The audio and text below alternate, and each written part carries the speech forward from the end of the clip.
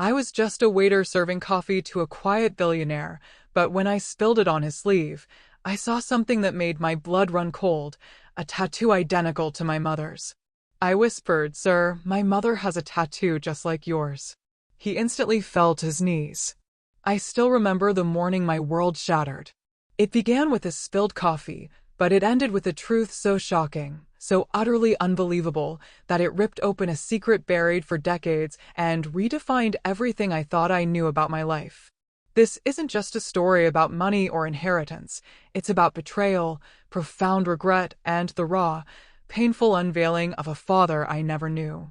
My name is Tristan Ward, and I was 32, just an ordinary waiter at a little cafe by the Seattle harbor called Harbor Light.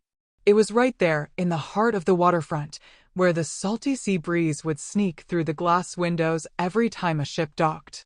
My life was simple, you know? Wake up early, brew coffee, serve customers, then head home to mom. No grand dreams, just enough to pay the bills and keep her happy. My mother, Renee, she was my entire world. She raised me single-handedly, her hands calloused from years of laundry work, a testament to her strength. I never asked about my father. She'd always said he left long ago, and I learned to accept it. But sometimes, I'd catch a glimpse of the tattoo on her wrist, two interlocking rings, like a symbol of a broken promise, and I'd wonder if her life had once held something more beautiful than this quiet struggle. That morning, the Seattle sky was its usual gray, a light drizzle making the streets glisten.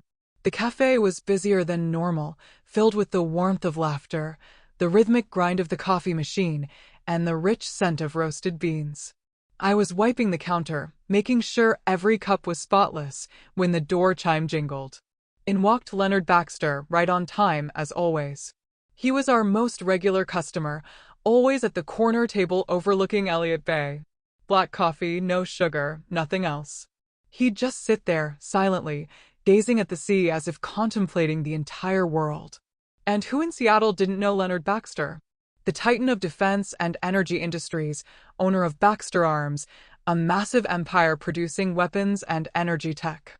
The press called him the man of steel, cold, reserved, rarely smiling, never one for small talk. He was around 70, with snow-white hair and a face chiseled by decades of power. Always in a sharp black suit, but he always seemed lonely, as if all the world's riches couldn't fill a void inside him. I often wondered why a man like that chose our little cafe over some fancier place.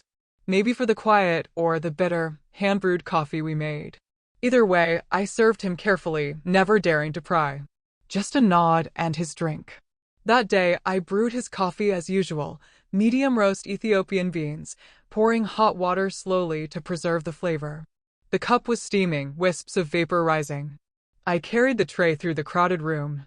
The cafe was packed, voices loud, someone cracking a joke about Seattle weather. I weaved through the narrow aisle, thinking it would be just another ordinary day.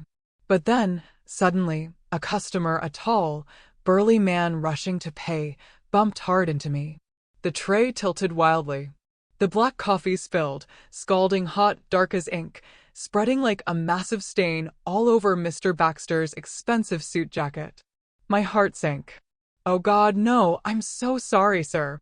I didn't mean to," I stammered, my face burning red. I quickly set the tray down and pulled a cloth from my apron. The cafe grew quieter. A few heads turned. Mr. Baxter sat there, his jacket soaked, but he didn't get angry. He just gave a faint smile, rare and strangely gentle, and said in a deep, warm voice, "It's all right, young man. It's just coffee." He removed his outer jacket, hung it on the chair, and rolled up his shirt sleeve to wipe the remaining spill. And in that moment, as he rolled up his sleeve, I saw it. I saw the tattoo. 2 interlocking rings. Black ink, faded with time, right there on his wrist. Identical. Exactly like the one on my mother's wrist. I froze. My mouth went dry. My heart pounded so hard I thought it would burst. It couldn't be. That was the tattoo Mom had had since she was young. She said it was a memory of an old love, a vow long forgotten. I'd never seen anyone else with it. The tattoo? I stammered, my voice shaking uncontrollably. It's exactly like my mother's. Mr. Baxter heard this and suddenly stopped. His eyes widened. His face drained of all color, going from calm to profound shock, as if he'd been stabbed. His hand trembled. His lips moved soundlessly. I could see he was trying to speak, but the words choked in his throat. The cafe seemed to freeze. The distant crash of waves from Elliott Bay echoed faintly. I didn't understand anything, only a vague dread rising inside me. Who is he? Why the identical tattoo? And then, like a dam breaking, pent-up emotions exploded. He collapsed his knees right there on the cafe floor in front of me. Tears streamed down his face, hitting the old wooden planks, to everyone's astonishment. The cafe fell completely silent. No voices, no clinking cups, just his ragged breathing. "My son," he whispered, his voice breaking, his arms clutching my legs. I stood frozen, utterly unable to comprehend what was happening. My heart raced wildly, my mind spinning. In that single, bewildering moment, I felt only one thing: my life had changed forever. A secret from the past had been dragged into the light, and I wasn't ready to face it. After that, the entire cafe remained stunned, as if time itself had frozen. Mrs. Martha, the owner, rushed out from behind the bar, her face pale, asking frantically, "Tristan, what's going on? Mr. Baxter, are you all right?" I tried to help him up, my hands trembling as they touched his shoulder, the shoulder of a powerful man, now frail like any ordinary old man. He struggled to his feet, wiped his tears with his sleeve, then gently gestured for me to sit at a nearby table. His face was still red-eyed, but he tried to regain composure. "You sit down, son," he said, his voice raw. "I need to ask you a few things." I sat, my legs feeling like jelly. The cafe slowly began to buzz again, whispers spreading like waves. Someone took photos. Someone made calls. But I didn't care. Mr. Baxter looked at me, his eyes deep and searching, as if rummaging through decades of memories. He asked slowly, word by word, his voice hoarse, "Your mother? What's her name?" I was surprised. Why ask that? But then I thought, maybe because of the tattoo, I stammered, "Renee. Renee Ward. She's my mother." Just that. But my words were like a time bomb. Hearing the name, his heart seemed to seize. His wrinkled face briefly lit up, a spark of hope in his cloudy eyes, then quickly became shrouded in overwhelming pain. He sighed heavily, his voice choked with emotion. "Renee. My God, my Renee." He gripped my hand tightly, his palm cold and shaking. "I need to see her now. Right now, son. Take me to her." His plea was desperate, as if not seeing her would kill him on the spot. My mind was in chaos. How did he know my mother? What had happened between them? But looking into his eyes, full of such raw desperation and regret, I realized something serious, something deeper than I could ever imagine. I nodded, my voice faint. "All right. I'll take you." We left the cafe under a barrage of curious stares. I got my old car, a beat-up 90s Ford with faded silver paint and an engine that rumbled loudly when it started, parked at the harbor lot. Mr. Baxter sat in the passenger seat, silent, his eyes fixed on Elliott Bay, just as he did from the cafe. I drove, my hands tight on the wheel, my heart restless. The drive from downtown Seattle to Fremont wasn't far, but that day it felt endless. Rain fell harder, the wipers clacking, the radio crackling with economic news, mentioning Baxter Arms, his company. I glanced at him. He clenched his fists, his lips pressed tight. "You know my mom?" I asked, trying to break the stifling silence. He just nodded, his voice low. "More than no, son. She was everything to me." Fremont appeared, an artsy neighborhood with vibrant graffiti and small bars. But our apartment was in a quieter, poorer corner, less bohemian charm, more worn reality. A 2-bedroom unit with damp walls and creaky wooden floors. We'd rented it since I was little, and Mom had turned it into a home with old photos and small potted plants. My mother, Renee Ward, now 60, was a tough, hard-working woman. Her hair was streaked with gray, always neatly tied back, her hands calloused from 30 years of laundry work. She was strong, rarely cried, but her eyes carried a deep sadness. She was my pillar, teaching me that life is hard, but we must live kindly. That day, she was home, probably washing clothes for clients or making tea and reading her daily routine. I parked in front, rain pouring down. Mr. Baxter stepped out, his suit soaked, but he didn't care. I knocked, my heart pounding. "Mom, I'm home." "There's a guest." The door opened. Mom stood there in her old apron, holding a dishcloth. She looked at me, then at Mr. Baxter, and she froze. Her face went white as if seeing a ghost. The cloth slipped from her hand, falling to the floor. "Leonard," she whispered, her voice choked with a mixture of emotion and pure hatred. Her eyes flashed with anger, then tears welled up. "Get out. You're not welcome in my home," she shouted, her voice breaking, pushing him away. I panicked.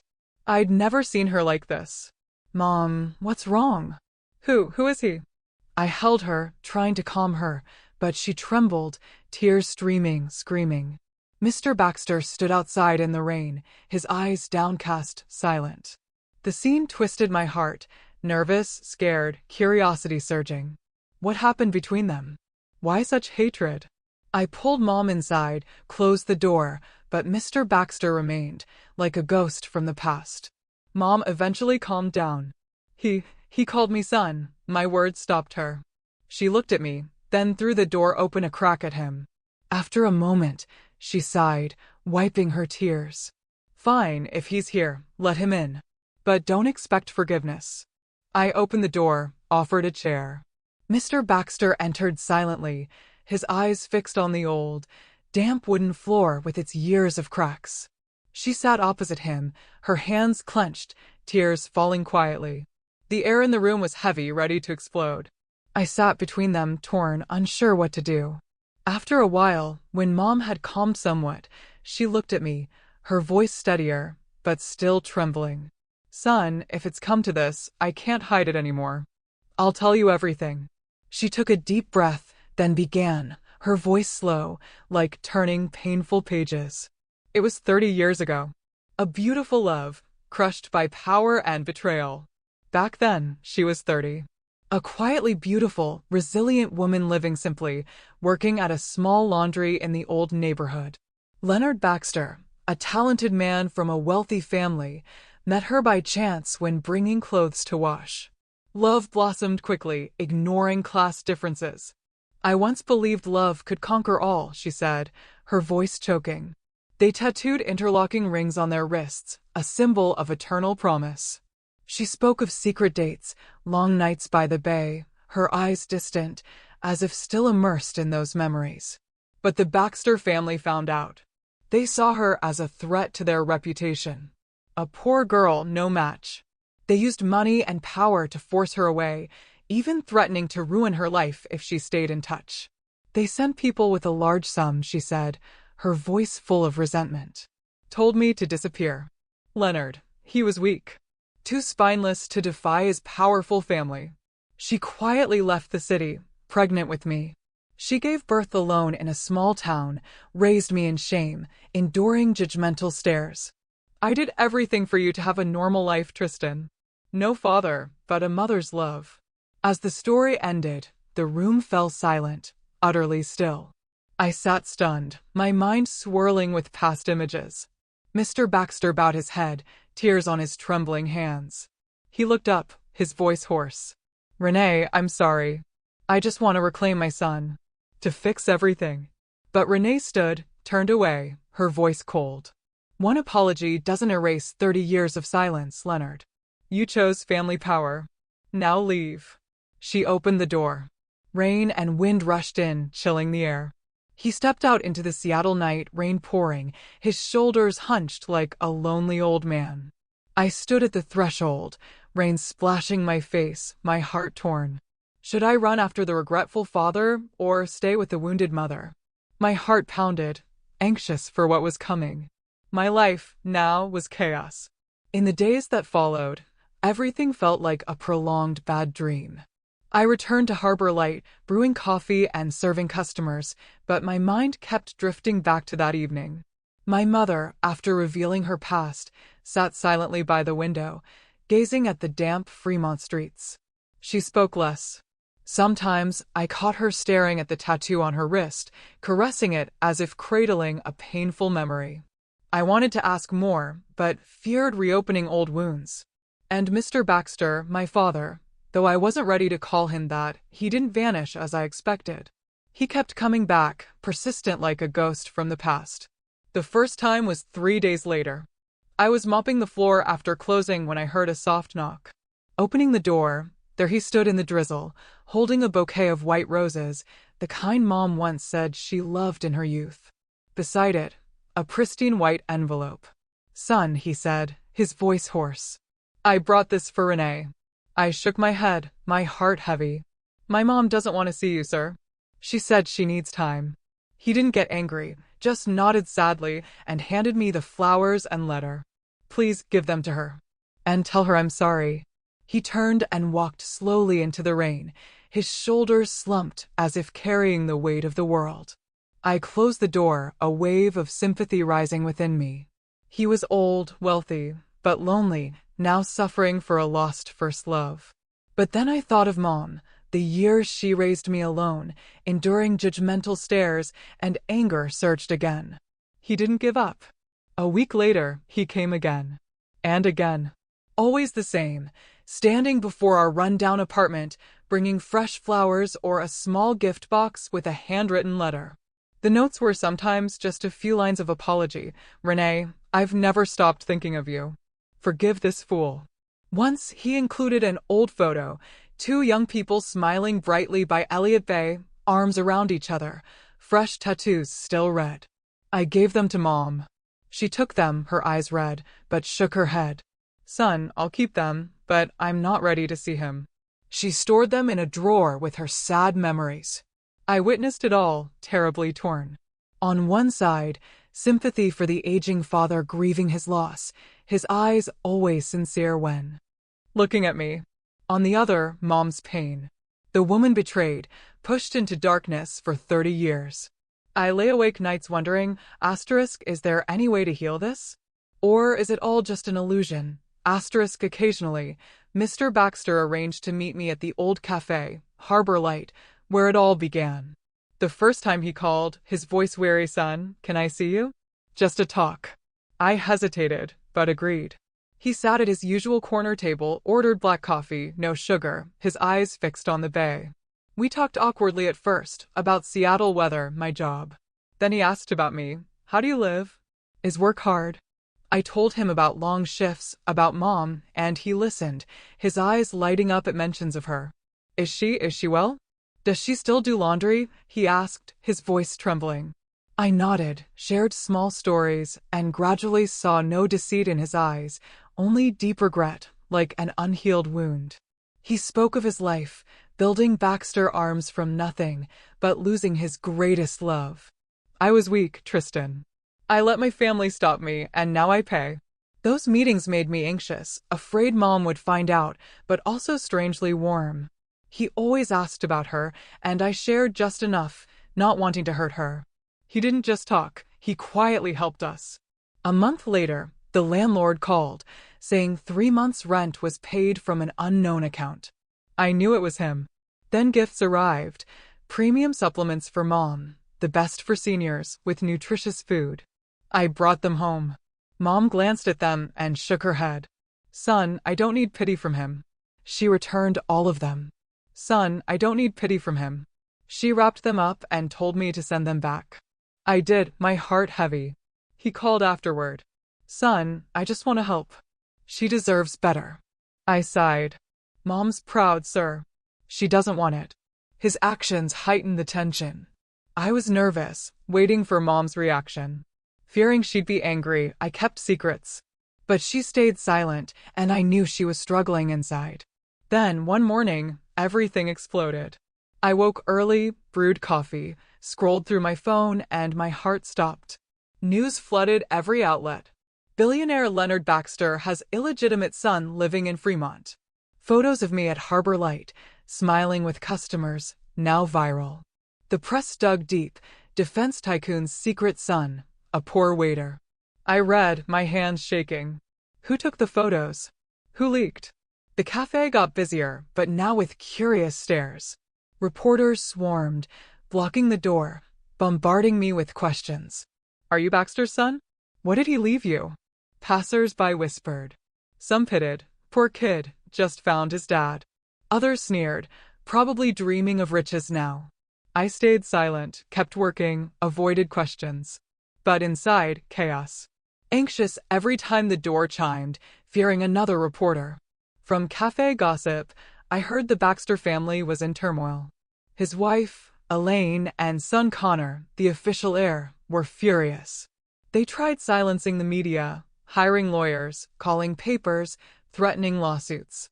A coworker said, "Heard the Baxters are in emergency meetings," the wife screaming. I pictured it, the lavish Baxter Hill mansion, now filled with rage. Mr. Baxter, in that storm, must be lonelier than ever. That night, my phone rang. His number. His voice weary. "Son, don't believe what they say. I'll handle it." That was all. Then he hung up. I sat silent, my heart racing. Pressure from the public and media weighed heavy, not just on me, but Mom. She now feared opening the door, always asking, "Who's there?" in a trembling voice. She locked up tighter, went out less. "I don't want them bothering us," she said, her eyes worried. I realized our peaceful life was swept into a storm we never wanted. Morning walks in Fremont now drew strange looks. I worried most for Mom. She'd suffered enough, now facing the past again. My heart tore, pity for my father, anger at his family, fear for the future. This storm, tense and dramatic. Where was it taking us? Midway subscribe line asterisk by the way, if you're still with me on this wild ride, make sure to hit that subscribe button. You won't want to miss the unbelievable twists still to come. After weeks of silence, when the media began to quiet down the rumors about the billionaire's secret son, I thought everything might finally settle. I returned to my old routine, brewing coffee at Harbor Light, caring for Mom, trying to forget Mr. Baxter's handwritten letters, still tucked away in the drawer. But then the news hit like an undercurrent. One morning, as I opened my phone and scrolled through the headlines, my heart tightened. Billionaire Leonard Baxter hospitalized with serious heart complications. The reports detailed he suffered a sudden heart attack, was rushed to a central Seattle hospital, then transferred after a few days to his Baxter Hill mansion for recovery and home treatment. Photos in the papers showed him looking older, his face pale, but still with his familiar calm demeanor. I read it over and over, worry surging. He, my father, though I had never truly called him that from the heart, was seriously ill. Those following nights, I tossed and turned, lying in bed, listening to rain pattering on the window. I thought of him. He had persistently apologized, sent letters, helped quietly. Even though Mom returned everything, he was alone in his empire, and now illness threatened. I was torn. Would visiting him betray Mom? But what would she think if she knew? In the end, compassion won. I didn't go for status or rumors. Those meant nothing to me. I went out of pity for an aging father fighting alone amid power and isolation. The next morning, I called the cafe to take a half-day off, bought a simple bouquet of white daisies, unpretentious flowers, and drove my old clunker up the road. It was a gloomy afternoon, the Seattle sky gray, fog enveloping everything like a veil. I drove the steep roads to Baxter Hill, an elite enclave where massive mansions hid behind high fences and dense trees. My Ford rumbled awkwardly among gleaming luxury cars.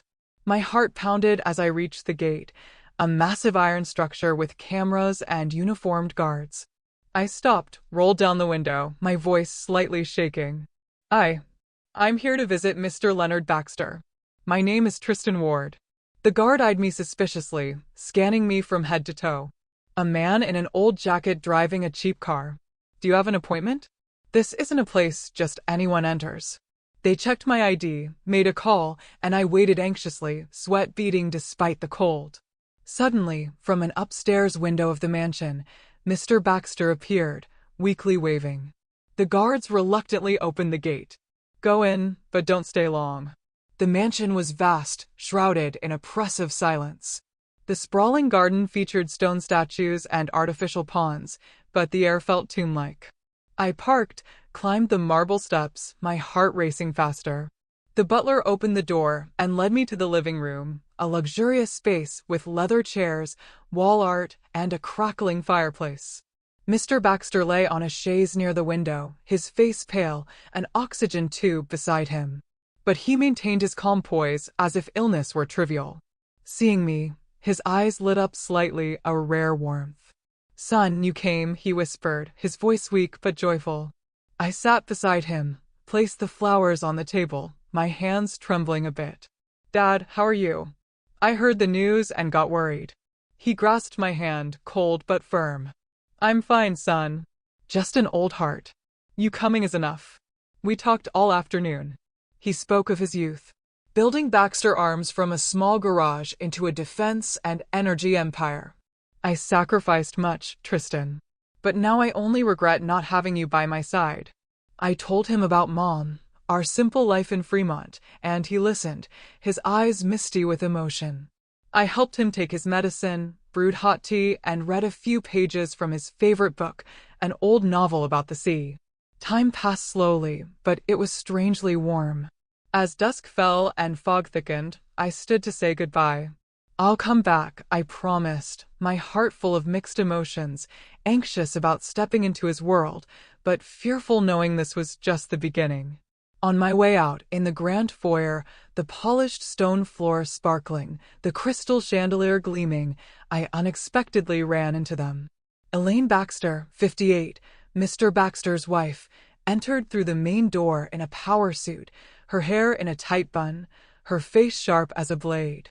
She was calculating, always controlling the family and Baxter Corporation. The press called her the Iron Queen. Beside her was Connor Baxter, 33, their only son, the official heir. Connor was tall, in an expensive suit, but with arrogant, condescending eyes, living in a bubble of status and fame. He looked down on anyone not in his class, as if the world revolved around him. Elaine paused briefly upon seeing me, her eyes flashing surprise, then quickly turning to contempt. She lifted her chin, her voice ice cold. "Well, if it isn't the illegitimate child himself, bold, daring to set foot in the Baxter home." Her words echoed in the vast foyer, dripping with insult. Connor beside her burst into loud laughter, his deliberately echoing voice sharp and humiliating. "How ridiculous. A waiter like you thinks you have the right to walk in here? Or do you believe a few tabloid rumors can make you family?" They continued mocking, Elaine's voice rising. "Know your place, young man. Don't think a few apology letters from him let you worm into the Baxter family. We don't welcome opportunists." Connor stepped closer, subtly shoving my shoulder to push me aside. A challenging, disdainful gesture as if I were trash. My heart pounded, anger rising. But I stayed calm. I stood straight, my eyes steady on them. "I don't need to join this family. I just came to visit a sick man. My father." My voice was low and firm. Not loud, but strong enough. They froze. Elaine's mouth gaped. Connor's face flushed with rage.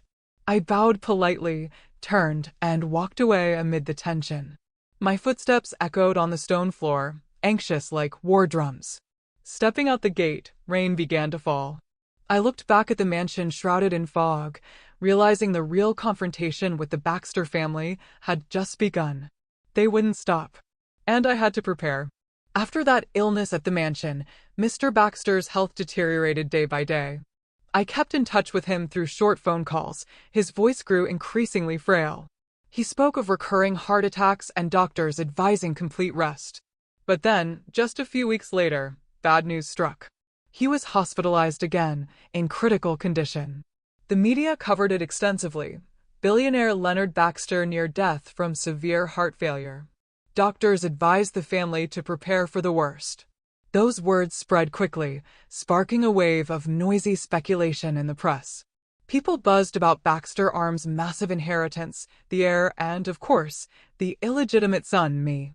I read the news with a heavy heart, not for the fortune, but for him. The father I had just found, now lying in a hospital bed, fighting death. I ignored the rumors and curious stares at Harbor Light. Customers started whispering when they saw me. "Hey, isn't that Baxter's son? He's about to get rich." I just forced a smile, kept brewing coffee, wiping tables as if nothing happened. But inside, I was endlessly worried. Every day after my shift, I drove my old clunker to Seattle Central Hospital, where he lay in a very important person room, a large space filled with beeping medical machines. I sat by his bed, holding his hand, feeling an ice-cold pulse, faint like a fragile thread. Mr. Baxter weakened gradually, his face gaunt, hair whiter. But whenever he saw me, his eyes lit up a bit, like a final spark of hope. "Son, you came," he whispered, his voice breaking. I read him a few pages, usually old novels about the sea and life, which he loved. "Keep going, son," he'd say, eyes closed but smiling.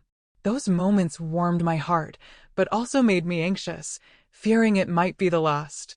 In contrast, Elaine and Connor only made brief appearances. I saw them a few times entering the room with fake expressions, Elaine forcing a stiff smile, Connor bowing politely, but his eyes full of contempt. They asked superficial questions. "How's Dad? What did the doctor say?"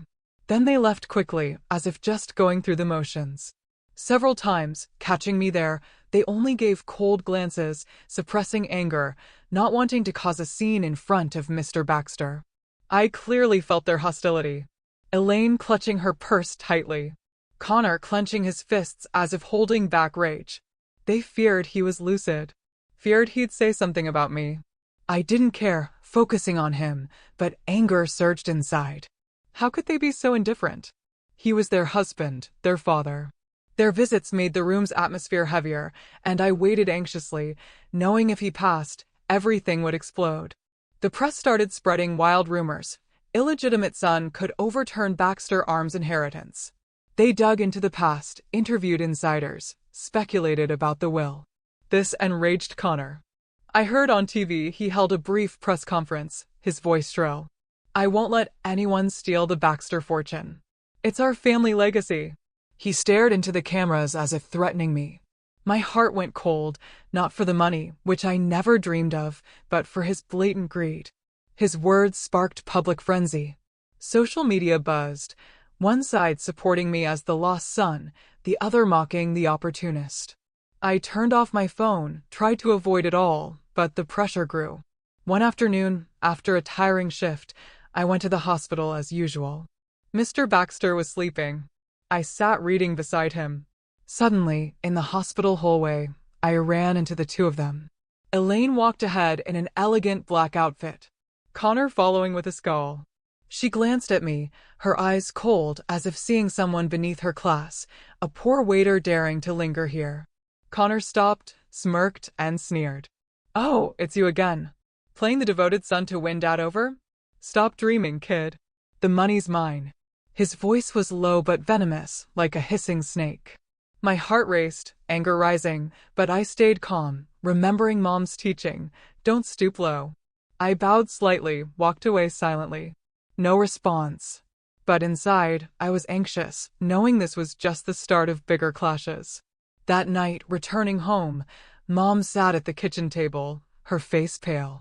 She recounted that morning, Elaine and Connor had come, bringing contempt and threats. "They knocked hard, son," she said, her voice trembling. Elaine threw a newspaper with my photo on the table. Headlined, "Baxter's secret son could inherit billions," and told us to stay away from the Baxters. "You're just the past. Don't dream of intruding," she said sharply. Connor stood behind, a cold smile, calling me the bastard. Son chasing inheritance, and Mom, someone without status who won't get a penny. His words cut like knives, full of insult. Mom said she was terrified then, her heart pounding, her hands ice cold. But she stood tall, looking them in the eye. "You leave," she said firmly.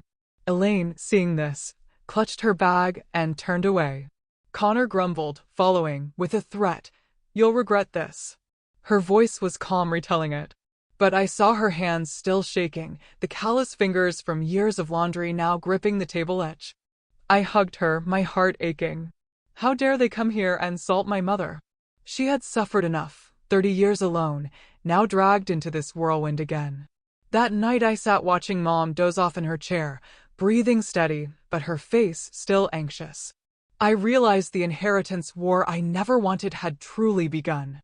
And this storm would sweep both of us into an unavoidable vortex. My heart raced, anxious, thinking of what was coming, Mr. Baxter fading, the will hanging in the balance, and that family doing anything to eliminate us. 3 days later, Mr. Baxter's condition suddenly worsened. I was at Harbor Light, brewing coffee for the afternoon shift, when my phone rang. A call from the hospital. The doctor's voice was cold but urgent. "Mr. Baxter is critical. He's asking to see you immediately." My heart stopped. I dropped the tray, asked for emergency leave, and sped through Seattle's drizzling streets. The hospital loomed ahead, neon lights flickering under the gray sky, and I rushed through the corridors, the antiseptic smell overwhelming. His room was crowded with doctors and nurses, machines beeping relentlessly, the air heavy like a dark cloud. He lay there, his skin pale, eyes cloudy, but it seemed he was waiting for just one person, me. A nurse signaled me in, and I approached, taking his hand. It was ice cold, his pulse faint, like a fragile thread. "Dad," I whispered, my voice trembling, calling him that for the first time without hesitation. He gave a weak smile, his eyes fixed on my face as if memorizing a final image. Then he quietly passed, his eyes closing peacefully, leaving me sitting there, tears streaming. News of Mr. Baxter's death spread like a tsunami through the media. Headlines screamed, "Billionaire Leonard Baxter dies at 70, who inherits the massive fortune?" From CNN to the local Seattle Times, coverage was relentless. Analyzing Baxter's arms, his life, and, of course, the illegitimate son, me. My phone rang nonstop. Reporters blocking the cafe and our home, bombarding me with questions. "How do you feel? Did he mention the will?" I turned off my phone, locked the door, tried to escape it all. But my heart was empty, aching unbearably. He was gone. The father I had just found, and I hadn't said everything I wanted. Memories flooded back, the spilled coffee at the cafe, the interlocking ring tattoos, the regret-filled letters. I sat alone in our Fremont apartment, staring at the rainy street, tears falling endlessly. Mom hugged me, crying too. "Son, he's at peace now. But we must be strong." Elaine quickly announced the funeral would be private, at St. Helena's, a historic church on Seattle's outskirts, for family and close financial associates only. The press reported, "Closed funeral, no public access." I read it with a heavy heart. Would we be invited? Then an envelope arrived from his office, inviting Mom and me. It was his wish, the butler confirmed by phone. We decided to go, not for status, but to say a final goodbye. Mom hesitated. "I'm afraid to face them, son." But then she nodded firmly. "For you, I'll go." Funeral day. Seattle rained torrentially, as if mourning him. We wore simple black, I in an old shirt, Mom in a plain dress, and drove to the church. St. Helena's appeared, high-vaulted roof, bells tolling mournfully. We entered quietly, drawing scrutinizing stares from all sides. Guests were all wealthy businessmen, politicians, Baxter Arms partners, in glossy black suits and sunglasses. They whispered, seeing us, "That's the bastard son. How dare he come?" I squeezed Mom's hand, trying to stay calm, but anxious, fearing confrontation. We sat in the back row, heads bowed silently. As the priest prayed, his voice echoing in the cold stone space, "Lord, receive the soul of your servant, Leonard." Mom whispered forgiveness, her voice choking. "Leonard, I forgive you." Her tears fell, and I stood behind her, my heart utterly empty. No anger, no regret, just a vast void. He was gone, and I hadn't truly been his son. Memories surged, cafe meetings, his stories of the past, his eyes lighting up hearing about Mom. Now all was nothingness. Elaine and Connor stood up front, their faces stone cold. No tears, no emotion. Elaine in an elegant black gown, Connor in a shiny black suit, looking more like a business meeting than a funeral. Seeing us, they exchanged annoyed glances, then approached. Before everyone, Elaine spoke clearly, her voice echoing in the church. "This is no place for outsiders. She is not Leonard Baxter's son." Some are exploiting this funeral for status. Her words cut like knives, full of scorn. The church buzzed with whispers, guests turning to stare. Connor stepped forward, his voice shrill in agreement. Mr. Baxter has no illegitimate child. Those two are fabricating to seize assets. Get out. He pointed at us, his face red with fury. All eyes turned to Mom and me. Some shook their heads. A few whispered pity. Poor old lady. But most showed contempt, as if we were frauds. My heart pounded, anger surging. How dare they humiliate us here, before his coffin? But I gently squeezed Mom's hand, signaling silence. Arguing now would only burden his passing. He deserved peaceful rest, not a fight. Mom trembled, but nodded, her eyes red. We stood quietly, left the church amid cold stares, rain pattering outside like his whisper. Behind us, church bells and emerging rumors. They were kicked out, someone said. Back home, Mom sat silent, tears falling. I forgave him. But they're too cruel. I hugged her, my heart aching.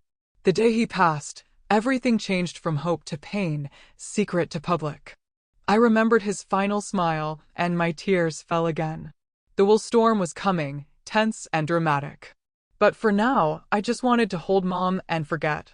A week after the funeral, our lives remained steeped in heavy sorrow.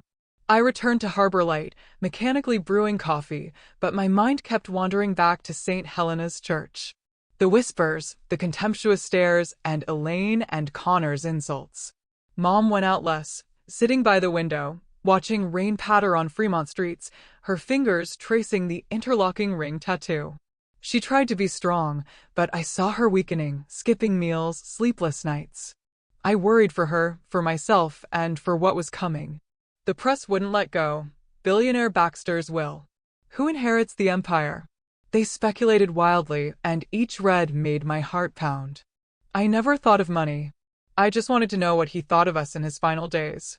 One morning, the phone rang in our small apartment. I was making tea for Mom, holding a steaming kettle, when an unknown number appeared. I answered, my voice shaky. Hello. A middle-aged man's voice, polite but serious. Hello, Tristan Ward. This is Miller and Green, Mr. Leonard Baxter's personal attorneys. We invite you and Mrs. Renee Ward to the will reading this afternoon.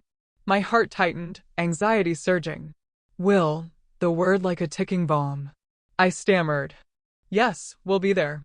Hanging up, I turned to Mom at the table, my eyes wide. Who is it, son? I explained slowly, and she shook her head immediately.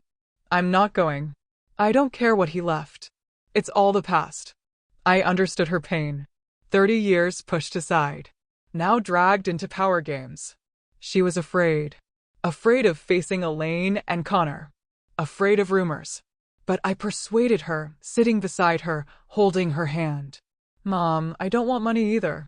But I want to know what Dad thought in his last days. He regretted it. He tried. Let's go, to say goodbye one last time.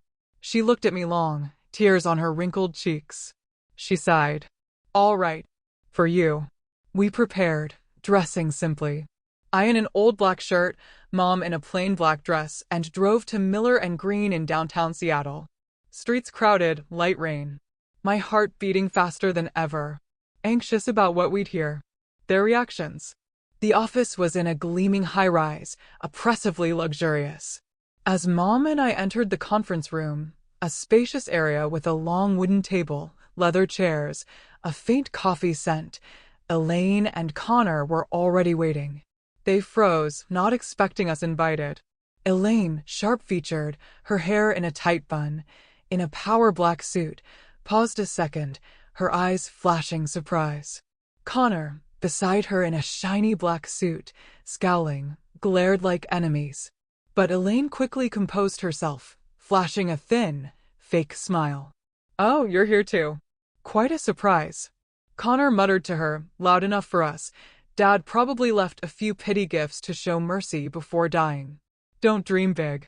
His words cut like knives, but I squeezed Mom's hand, signaling silence. We sat opposite, the room tense like a drawn string, anxious, waiting, our hearts pounding, wondering what he decided. The lawyer, Mr. Miller, about 60, silver hair, gold-rimmed glasses, entered with a thick file. He sat at the head, his voice calm. "Thank you for coming. We will now read Mr. Leonard Baxter's official will." He opened the file, reading clauses slowly, evenly. Everyone was silent. Only the soft rustle of pages in the elegant space, like a countdown clock. He read about charities, company employees, minor assets. All listened intently. Elaine clenched her hands. Connor tapped his fingers impatiently. I looked at Mom, her head bowed, eyes red, anxiety rising. I wondered, what did he leave us? A final apology, at the end. The room nearly exploded in silence. Mr. Miller's voice rang out. All assets, shares, and real estate of Leonard Baxter are legally transferred to Tristan Ward and Mrs. Renee Ward. I froze, my ears ringing. Everything, Baxter Arms, Empire, mansions, bank accounts, all to us? The lawyer continued. Mrs. Elaine Baxter and son Connor Baxter receive symbolic assets. An Oregon vacation home worth about $5 million US and $2 million US cash. The room fell dead silent. Elaine froze, her hand white-knuckling her glass, her face ashen. Connor jumped up, slamming the table with a thud, his face red with rage. What? This is a joke. The old man went mad. They hurled insults. Elaine's voice shrill. Those two manipulated him when he was sick. What did you do? I'll sue. Take it all back. Connor pointed at me. You bastard. Don't think you'll steal from me. Chaos erupted, chairs toppling, shouts echoing. I stayed calm, though my heart was racing. I helped Mom stand. She trembled, her eyes wide in shock. I bowed, thanks to the lawyer. Thank you, sir. Then we left slowly down the hall, leaving behind toppled chairs and angry shouts in the sealed room. Elaine screamed. You'll regret this. Connor slammed the table again. Outside, rain fell heavier. We got in the car, my mind chaotic. Massive fortune, but no joy. Only heaviness, anxiety for the coming fight. Before leaving, the lawyer ran after us, handing a sealed envelope. Mr. Baxter wanted this given to you after the reading. Open it at home. That night, in our small Fremont apartment, under the warm yellow light, I opened it. Inside, a handwritten letter, his shaky script, and a DNA test confirming I was Leonard Baxter's biological son. My heart tightened, tears falling as I read the letter. My dear son, I regret the past, losing you and Renee. My final days with you were the most peaceful. No power, no ambition, just belated love. He explained, I leave the assets not to atone, but because I trust you, with your kindness and clarity, to protect the Baxter legacy from those turning it into a tool of greed. Use it for good, son. Finishing, I sat stunned. The yellow light flickered on the trembling letter, and for the first time, I felt the pain, the loss, and the love of a father. Late, but sincere. Just a few days after the will reading, major Seattle newspapers simultaneously splashed sensational headlines. Baxter Corporation faces massive asset dispute. Shocking will leaves everything to illegitimate son. I woke early, brewing coffee in our small Fremont apartment, when my phone buzzed incessantly. Opening it, the screen was flooded with notifications. Seattle Times, The Stranger, even local CNN. They wrote about us like a Hollywood drama. Illegitimate son unexpectedly inherits billion-dollar empire. Rumors spread like wildfire, claiming I, Tristan Ward, had exploited my dying father to seize the fortune. He sat by the bedside whispering sweet nothings, one article wrote, with a stolen photo of me outside Harbor Light. My heart tightened, anger surging, but also fear. How did they know? Who leaked it? I never dreamed of money. I just wanted a peaceful life with Mom. But now we were thrust into the storm center. Elaine and Connor didn't sit idle. They hired top attorneys from a leading New York firm and held a press conference the next afternoon. I watched on TV, sitting with Mom in our cramped living room. Elaine stood at the mic, heavily made up, her voice icy. This will is invalid. Leonard Baxter was not of sound mind, emotionally manipulated by a stranger. She stared into the camera as if at us. We will fight to the end to protect the family legacy. Connor, beside her, scowling, echoed, "It's a scam. How can a broke waiter be a son?" "We'll prove it." They presented fabricated evidence, statements from a close doctor claiming cognitive decline. Mom tremblingly turned off the TV. "Son, what will they do to us?" I hugged her, my voice reassuring, but my heart anxious. "Don't worry, Mom. Truth will win." But that night, I lay awake, imagining courtrooms, swarming reporters, Connor's rage. He wouldn't stop. Social media split into clear camps. I scrolled X, formerly Twitter, hashtag Baxter inheritance trending. One side believed the will, justice finally for the lost son. Hashtag justice for Tristan. The other mocked me as an opportunist. Waiter exploits dying old man. Pure greed. Baxter scam. Comments poured in. Some tagging me directly. "Stealing from Connor, you bastard." Media swarmed. Reporters camping outside our Fremont apartment daily. Early mornings they knocked. "Mr. Ward, comment on the lawsuit." I took back routes to the cafe, dodging flashing cameras. Mom grew fearful, staying indoors, locking doors tightly, drawing curtains. "I can't take it anymore, son," she whispered, her hands shaking, holding a glass. I stayed silent, ignored the press, waited for the court to accept the case. But inside, chaos. Anxious every ring, fearing bad news, fearing Mom breaking under pressure. The waiting days dragged endlessly. I still worked at the cafe, brewing black coffee, no sugar, like he ordered. Each time, memories flooding back, his weak hospital smile, his trembling hand holding mine. Mom stayed home, trying laundry work, but her hands shaking, her eyes red. I came home early, cooked for her, told funny cafe stories to make her smile.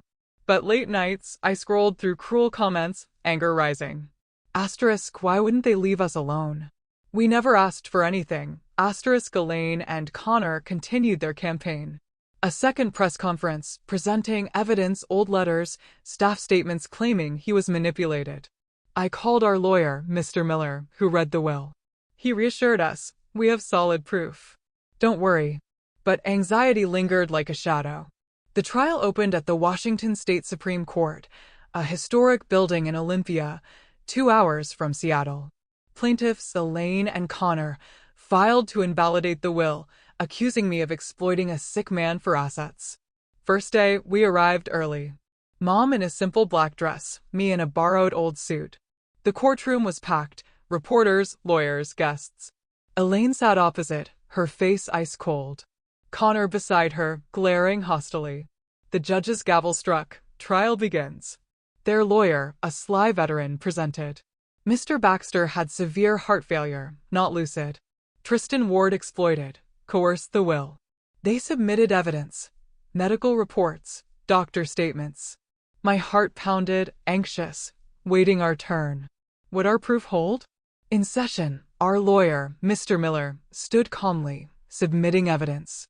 First, the DNA test confirming paternity, the paper from his envelope, proving I'm his biological son. The courtroom buzzed. Next, his handwritten letter, shaky but clear. I was fully lucid when signing. Then, notarized statements from his old lawyer and butler witnessing him sign, willingly lucid. No pressure. Mr. Baxter acted freely.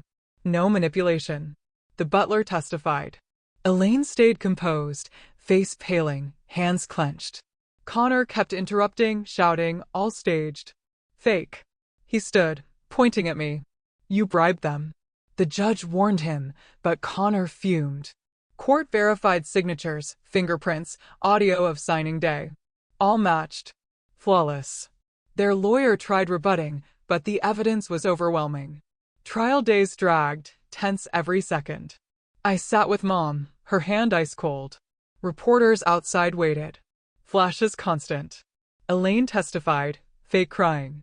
He was deceived, but court dismissed it. When the verdict was announced, the panel officially upheld the will's legality and Tristan Ward's inheritance rights. The courtroom fell silent. Time frozen. I exhaled. No joy, just relief. Connor jumped, yelling no. This is a joke. Then lunged at me, his face red, fist raised. Security tackled him, dragged him out. Elaine panicked, screaming, "Connor, my son!" She sobbed, but her eyes were furious. I stood still, no reaction. My eyes were more sad than angry, watching them led away. Connor struggling. Elaine collapsing.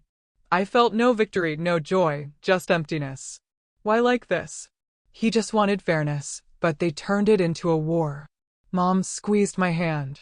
"Son, we won." "But won what?" "We just wanted peace." Leaving court, reporters swarmed, flashing lenses. They bombarded me. "How do you feel?" "What about Baxter Arms?" I stopped, looked at them, my voice brief. Truth needs no embellishment. It just needs time to be seen. Then I helped Mom to the car, drove back to Fremont in the rain, my heart still anxious, though victorious. Wounds remained. In the days following the trial, my life felt like the chaotic remnants left after a storm. The press still wouldn't leave us alone. Sensational headlines like, "Illegitimate son wins lawsuit. Who owns the Baxter empire now?" with photos of Mom and me leaving the courthouse, weary faces under the rain. Reporters still camped outside, calling relentlessly, but I turned off my phone, locked the door, trying to carve out space for us to breathe. Mom, after months of turmoil, was weaker than ever. She sat at the kitchen table, holding Mr. Baxter's letter, tracing the shaky handwriting. "Son, what will we do with all this?" she asked, her voice soft but full of worry. I looked at her, my heart aching. We never dreamed of wealth. We just wanted peace. But now this massive fortune felt like a burden, a reminder of losses. I decided we had to leave noisy Seattle, where every glance carried rumors, where memories of him, the courtroom, the insults remained fresh. I began arranging everything. Hired lawyers to handle inheritance paperwork, sold most non-essential assets, the Baxter Hill mansion, downtown properties, minor shares, keeping enough for comfortable, not extravagant living. Sale proceeds went into a separate fund, untouched unless needed. Mom initially resisted. "Son, we're used to here." But I persuaded her. Seattle is the past now. We need a new place where no one knows who we are. She nodded, her eyes red. We chose Port Townsend, a small coastal town on the Olympic Peninsula, 2 hours by ferry from Seattle. Peaceful, with sparkling Puget Sound, lush pine forests, and salty sea breezes. I bought a modest house on a slope overlooking the sea, a dark wooden roof, old stone walls, a spacious front porch. Not expensive, but the view was breathtaking. Waves lapping, boats drifting, fiery sunsets every evening. We moved in on an autumn morning. Our belongings were just a few boxes, old books, family photos, and his letters. Life gradually returned to peace after months of storms. In the early days, Mom and I cleaned the house, repainted walls white, planted lavender on the porch, her favorite from youth. Its sweet scent drifted with the wind. She planted herself, kneeling on the damp soil, calloused hands digging, smiling at the new shoots. "Son, these flowers will bloom beautifully." Watching her, my heart warmed. Her face was losing worry lines, replaced by serenity. Nights we sat on the porch, listening to waves, sharing old stories. Fremont years, Mr. Baxter, the interlocking ring tattoos. "I once thought my life was only suffering," she said softly. "But now I feel peace." I nodded, but still anxious, fearing the past returning, fearing Elaine and Connor not letting go despite the verdict. But Port Townsend was another world. Locals were friendly, not nosy, just greeting on the street. We blended in gradually, like two ordinary people escaping the big city. I decided to open a small cafe, naming it Interlock, a symbol of the shared tattoo between parents. 2 rings entwined, reminding of love severed, but finally reconnected. The idea came suddenly, sitting by the sea, thinking of mornings brewing at Harbor Light. "I'll make a cafe like that, Mom," I told her, and she smiled. "Great idea, son." Like a memory of him. I designed everything myself. Found a seaside space, an old wooden building. Painted walls pale green, rustic wooden tables and chairs. A counter with manual coffee machines. I learned bean roasting, experimented with recipes. Black coffee, no sugar, like he loved, with homemade baked goods. The cafe opened after 3 months of prep, quickly becoming a local favorite. They came for good coffee, sea views, cozy vibe.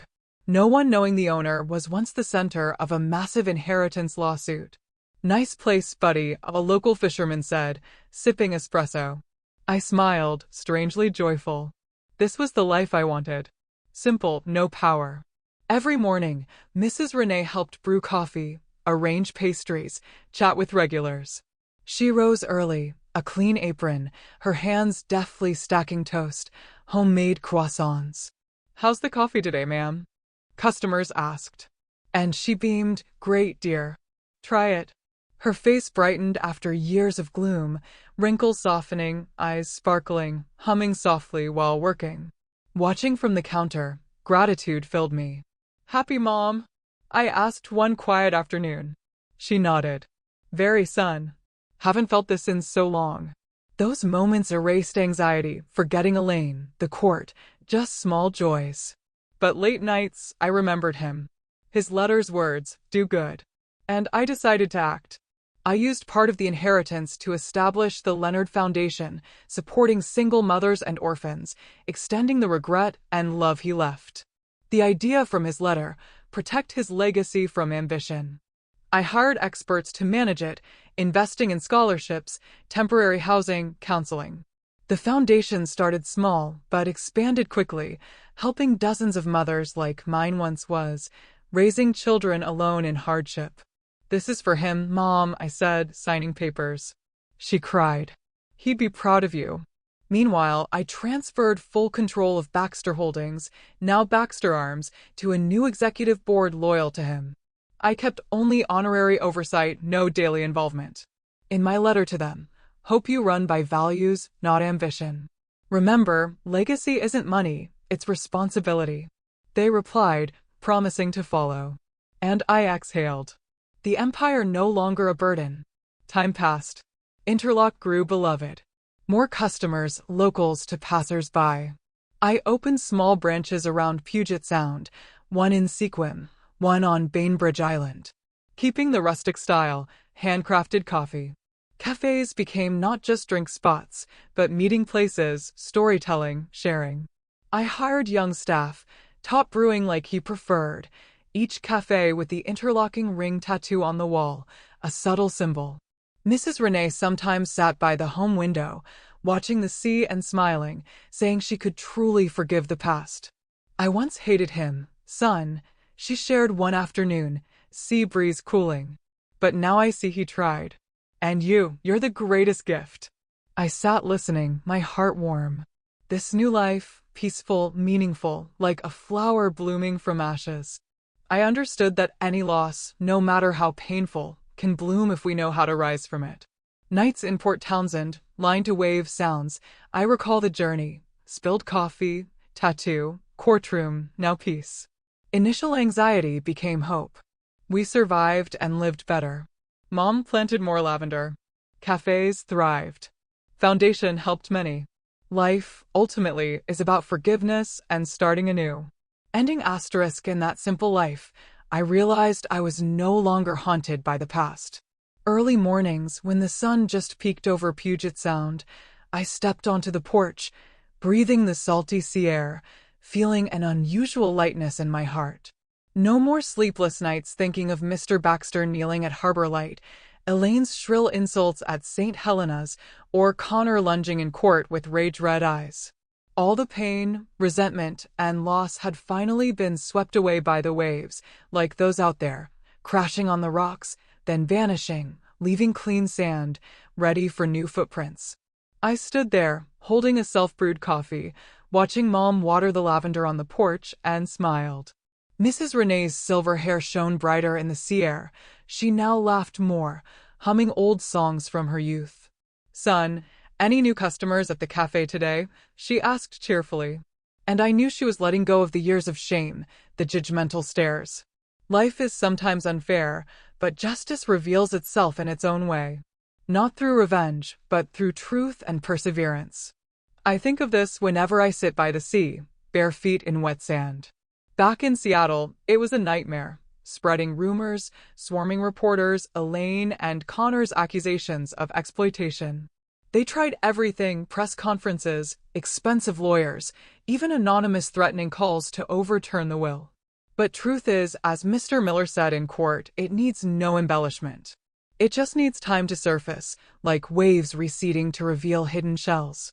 I never sought revenge. No countersuits, no media smears, just silence, steadfast with evidence. The DNA paper, his handwritten letter, the butler's testimony. Now, in Port Townsend, I realize true justice isn't winning the case, but living on without hatred's burden. Elaine and Connor vanished from our lives after the trial, perhaps living with their symbolic share. I understand hatred can't heal wounds, only forgiveness lets us reclaim ourselves. Forgiveness isn't for others, but to free your own heart. I learned this from afternoons on the porch with Mom. Mrs. Renee, pushed aside from Mr. Baxter's life and enduring 30 years of silent shame, now spoke of him gently. I hated him so much, son, she shared one evening, the sunset blazing over the sea. I hated him for choosing power over us. But that hate only hurt me more. Forgiving, it lightened me. Not because he deserved it, but because I deserved peace. Her words were a life lesson, echoing in me. I once raged at Elaine and Connor, their sneers at the mansion, the hospital, the funeral. But gradually in Port Townsend, I let go. Forgave them. Forgave him for past weakness. Forgave myself for hesitation. My heart is freer. No more anxiety. A mother's love, no matter how wounded, is the only thing that lifted me through the storm. She taught me kindness is never weakness. Mom is the living proof. In the Fremont years, she raised me alone, her hands calloused from laundry, enduring contempt without complaint. She taught, son, kindness isn't weakness, it's strength. It keeps you standing when everything collapses. In Port Townsend, that love shone clearer. She helped at the cafe, chatting with customers, fishermen, tourists, local single moms with warm smiles. Once, a young mother shared her struggles raising a child alone, and Mom listened, then gave her free coffee. You're so strong, dear. I was like you, but it gets better. Her words moved me, recalling nights she cried secretly in Seattle, but still comforted me. That love pulled me up after court, the funeral, every loss. Without her, I might have crumbled under pressure. Media, lawsuits, words. Money can buy power, but not lost trust or time. My father's true legacy isn't bank accounts, but lessons in honesty and responsibility. I ponder this, gazing at the glowing interlock sign, and see sunlight. The vast fortune, Mr. Baxter's billions, Baxter Arms shares, once a burden, but now clear, money is a tool. It buys mansions, luxury cars, but not the 30 years he missed with me, not the trust Mrs. Renee lost. His true legacy is his letter, regret, faith in my kindness. I used the money responsibly. The Leonard Foundation helped hundreds of single mothers, scholarships for their kids, temporary housing, job counseling. Once a mother wrote, "Thanks. You saved our lives." My heart warmed, knowing this redeems him, through me.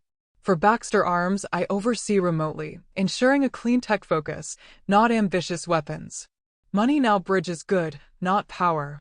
Like Elaine thought, I spend the rest of my life spreading this, helping the vulnerable, funding single mothers, repaying what I received. Years in Port Townsend flow peacefully, but I don't stop. The Leonard Foundation expands, Seattle branch, charity partnerships, vocational training for orphans. I speak, not boasting but sharing, from waiter to heir, lost to peace. Life gives lessons, I say at a conference, and we must give back. Mom, proud, you did well. Mrs. Renee finds true peace. Afternoons, she sits on the porch, watching the sea and smiling. The smile of one who finally forgave those who hurt her. I thought I'd hate forever, but the sea washed it away, she says, tracing the tattoo. Tristan, behind the counter, watching interlock sparkle in sunlight, understands every loss has meaning if we rise from it.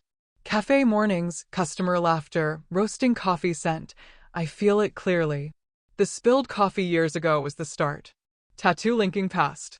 Court teaching resolve. See Teaching Forgiveness. Their story reminds, the heaviest sentence isn't in court, but the moment we face ourselves and realize life's greatest treasure, not assets, but inner peace. In Port Townsend, we live that peaceful, meaningful life. Call to action *. What about you? Have you ever had a moment that completely shifted your understanding of your family or your past? I'd love to hear your thoughts and experiences in the comments below. Take care and good luck.